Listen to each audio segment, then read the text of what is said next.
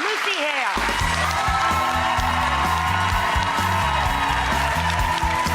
Oh, what a cute sweater. I love that. I'm good. How are you?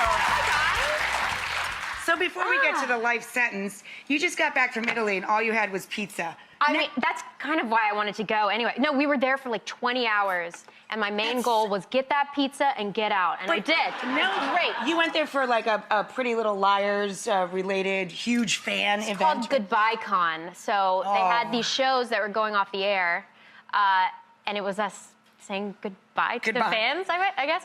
But it's actually a good segue into life sentence. It really is. It worked out. But there's snow on the ground there, too. So I'm just like, it's followed me here. Well, my offer is next time you go back and you get more than one day, I've been there 30 times. I hear it's one of your favorite places. Yes. I'll hook you up. Okay, good. You're my girl. All right, perfect. So life sentence has a very unique setup, a dark setup, but it comes to us from the people who gave us Scrubs, so it's also a comedy. Yes. But can you set up the setup? Yeah, yes. So the show follows my character, Stella, who was living her life like she was dying, because she actually, in fact, was. She was diagnosed with terminally ill cancer.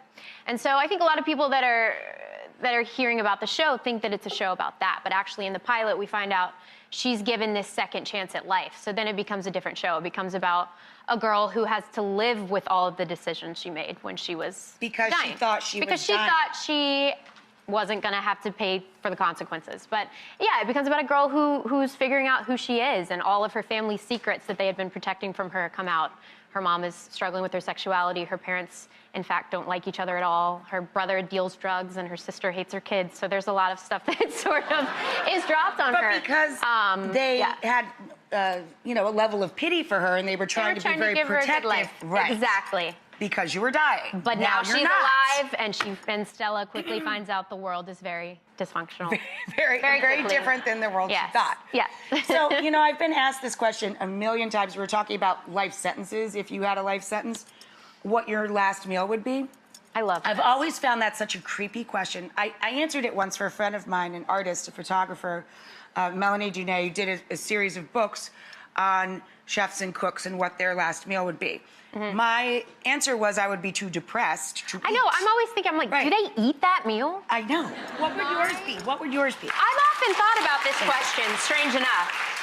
I love French fries more than anything. The average human being. Shoestring French fries with ranch dressing, and literally that's all I need. That's it. I'm from the South, and I love ranch dressing on everything. Ranch on anything. So maybe like a side of pancakes.